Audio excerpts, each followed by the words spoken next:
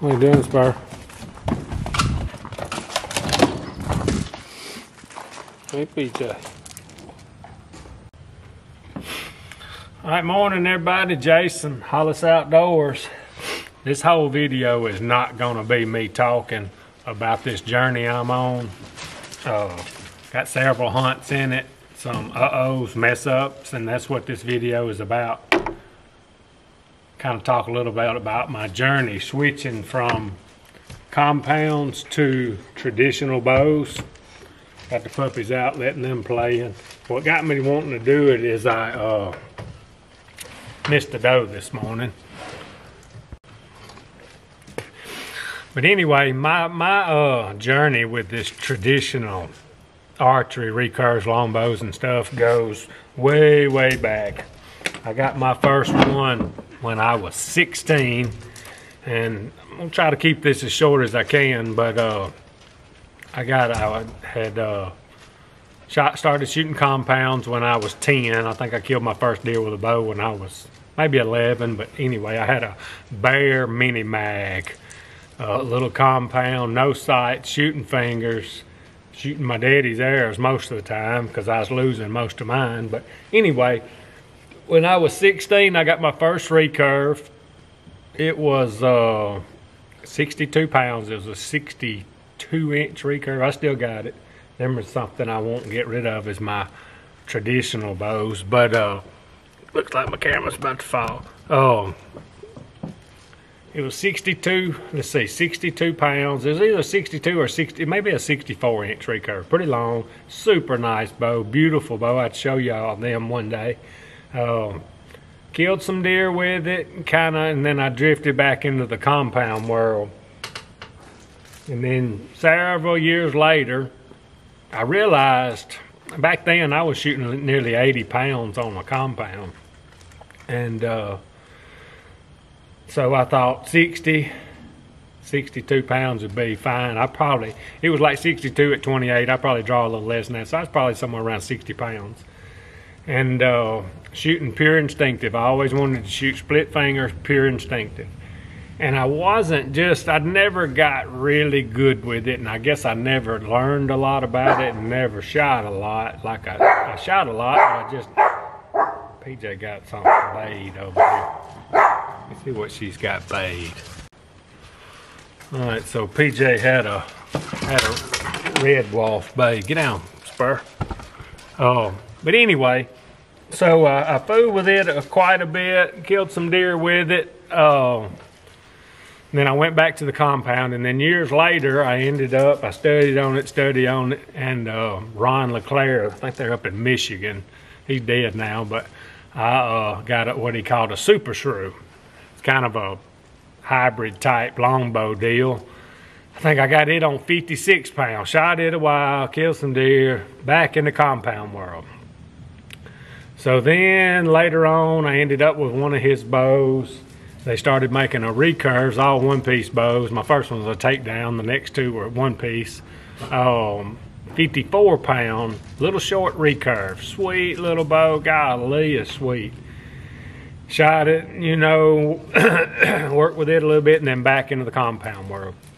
I just always loved the look and the simplicity of a recurve or a long bow. Once you get them set up, they're pretty simple. And then I got away from it back in the compound world. And that 54-inch, 54-pound short bow hadn't been just too many years ago. Well, I think it's been nearly 3 years now since my first neck surgery and then into the back surgeries. And still having quite a bit of problems with that.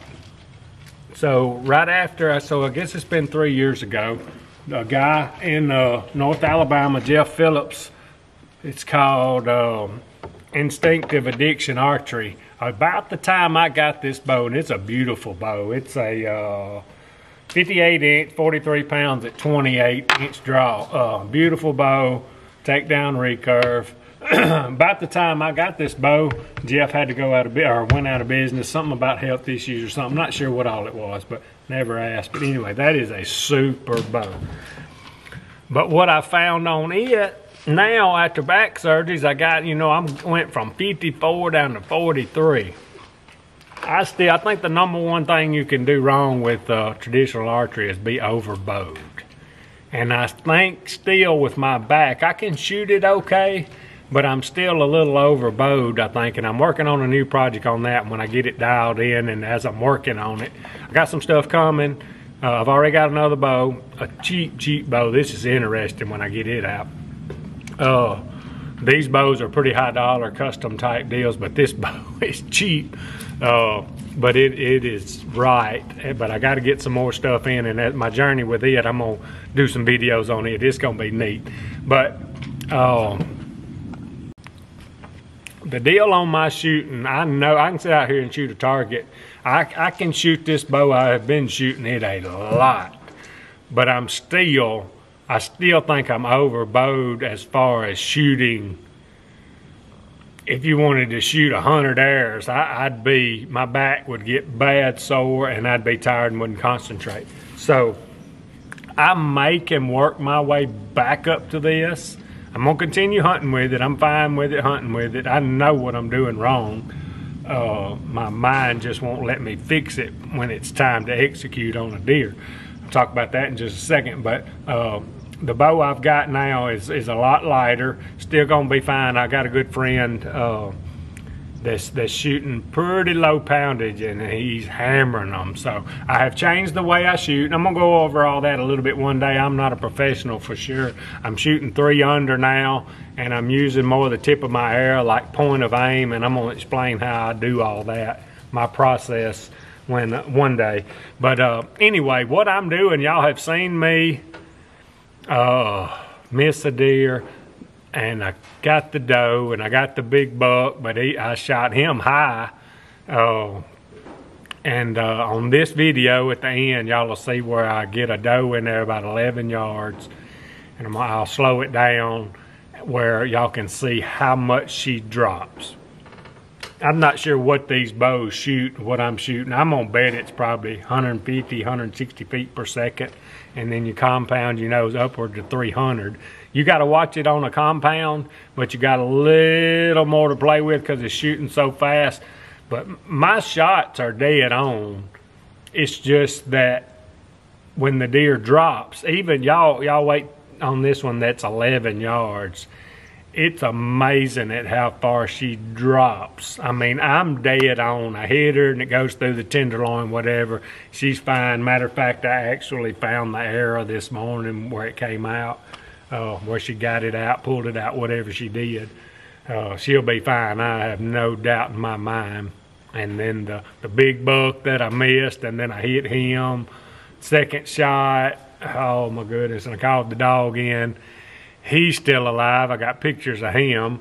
The one that I shot and really got down on and got her right, we worked her with PJ. I remember getting down and getting on it.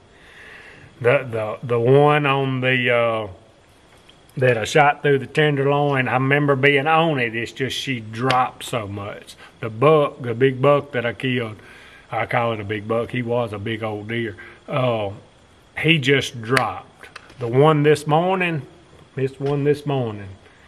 right over the top of her shoulder, but I do not remember getting down. I'm almost with this thing, I'm almost got to shoot to where they're gonna be. I've seen people practicing where they draw a line on the bottom of about this far up of a bottom of a deer target, and that's what they shoot at practicing. So if the deer didn't drop, you get its heart, and when it does drop, it drops right in there and you double lung it. That's my biggest issue, is not finishing and executing the shot. I need to get low because they are gonna drop. Even if they're not nervous, they're just gonna drop. They do it with a compound, they do it with a crossbow. It's just not quite as noticeable because of the speed of the bows. So I'm gonna stay with this journey because I've got to figure it out. I love hunting with these things. I'm just so aggravated at myself, especially what I did this morning. I went in there and put that stand, a little climber in there yesterday, and climbed up. I wasn't about 10 feet off the ground, cover all around me. Deer comes walking down the lane that we made with the brown tree cutter, just perfect. And I was able to get the camera on real early. She was walking down this lane. She stopped, and I was about half drawn, and she stopped, and I come back to anchor, and I didn't pick my spot. You gotta pick a spot. I mean, you gotta look at a hair and just concentrate. I know all this, and I know what I'm doing wrong. For some reason, my mind just ain't operating right there at the shot. I get so fired up, even on a doe. I love this stuff. So I have got to get that figured out, and I'm going to. It's got me really, really excited. That Cody told me I could sell his compound the other day. He's stuck on the recurve, and I'm proud of him for that. At his age, if he sticks with it, he'll be bad to the bone with it. He's missed a few and got his first. That was his first deer. He killed a deer with rifle and crossbow, but that's his first one with a vertical bow, and did it with a recurve. Just super proud of him. We're working with some stuff.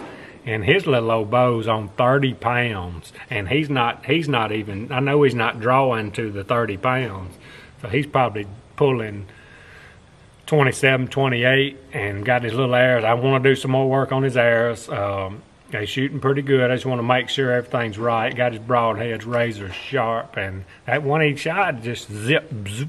It stayed in her till she fell, but it was basically all the way through, just amazing. So we got to keep working on that. But anyway, I just wanted to talk. I usually don't talk before a video, and I probably rambled a little too much, but y'all make sure y'all watch it on to the end, because the last part of this video is be me just smooth. It's got several days of hunting on it. Won't be a lot of content. That's one thing.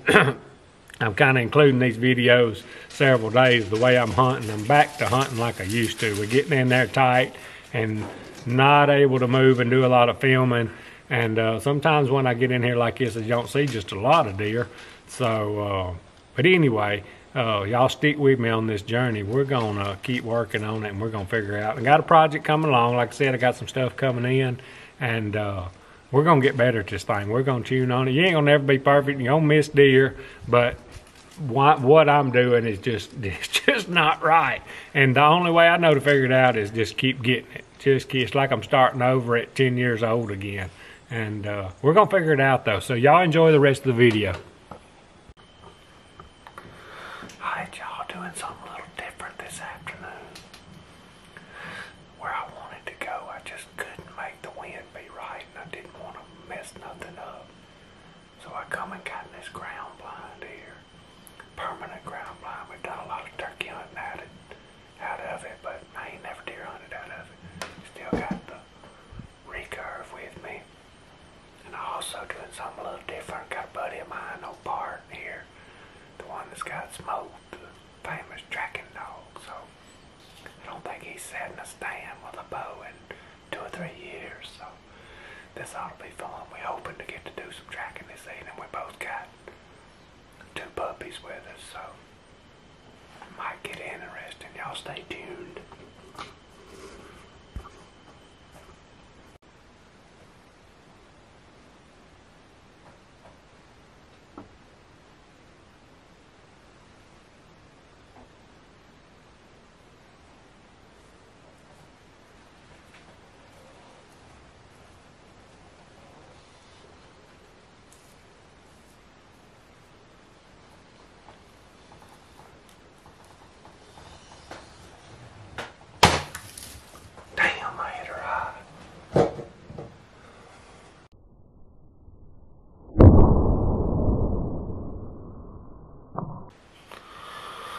Did y'all see how much that doe dropped?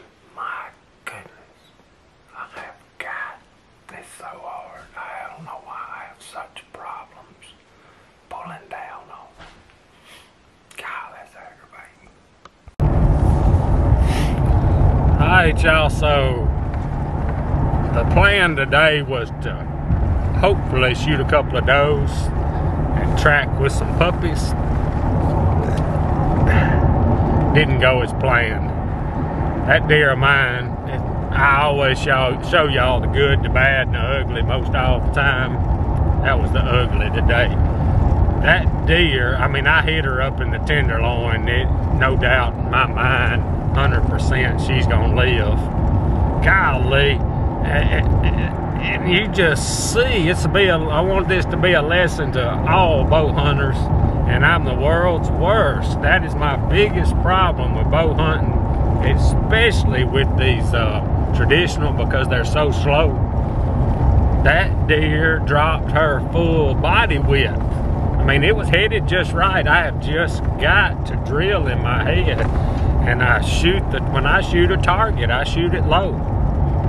And they just got to let them drop into it, and I just didn't do it. I didn't do it. But anyway, we're not gonna quit. We're gonna figure it out, and that's the only way to do something, is to keep hammering at it. I mean, you ain't always been able to hit a baseball or do whatever. You just got to keep practicing. That's what we're gonna keep doing.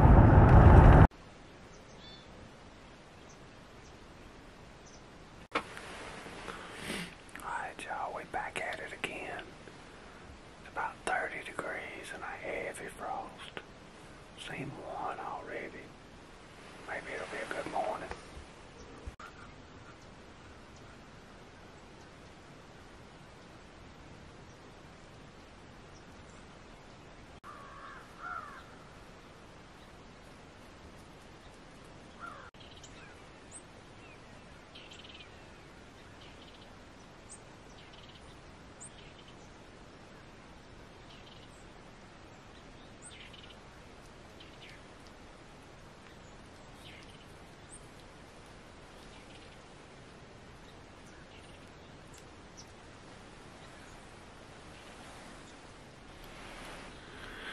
I've been watching that deer out here in these short pines for a while. Man, I almost drew back on him. I believe that deer should be better for his age. Unless he's got me fooled. God, he was close. He wasn't about 10 yards. I may regret that. Alright, y'all, we back at it again today. I'm just a little bit late. I think I got in here pretty clean though, so I decided to get in this ground blind. Wind's kind of goofy this morning, like a southwest. It's a little cool, but it's supposed to get hot today, so we're gonna make the best of it. Boy, it is bad slow this morning. Warming up fast too. Alright, y'all, it's just breaking day. We back locked and loaded. It's gonna be a pretty day.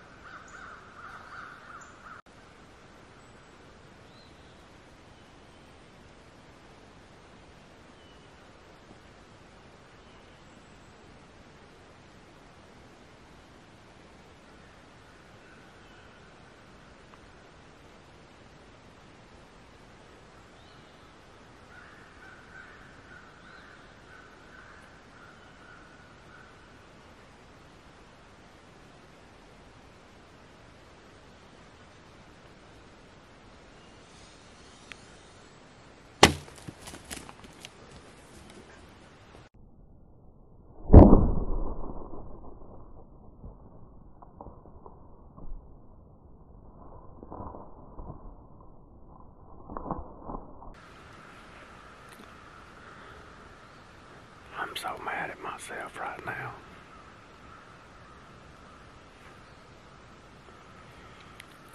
I mean, I'm about 10 feet off the ground. All kind of cover in front of me, behind me. Couldn't ask for a better setup. It ain't 20 minutes after daylight. I'm all sitting on a lane that I made with a brown tree cutter this summer. And I mean, she come right down there, perfect, I don't know, maybe 15 yards. I can't finish my shot. I just can't finish it. I've been shooting a bunch every day. I'm not picking my spot at the end. I told myself when she was down there, I said I gotta get down, get low, 'cause they gon' drop. And I didn't finish it. And she dropped right below it. I mean, it's right on. Close, I was pretty high, but I don't know why. I can't finish the shot. I gotta stick with it. I gotta figure this out, 'cause this ain't no more fun than with this recurve. Just mental's all it is. Golly. I know I get fired up. That's why I do this stuff.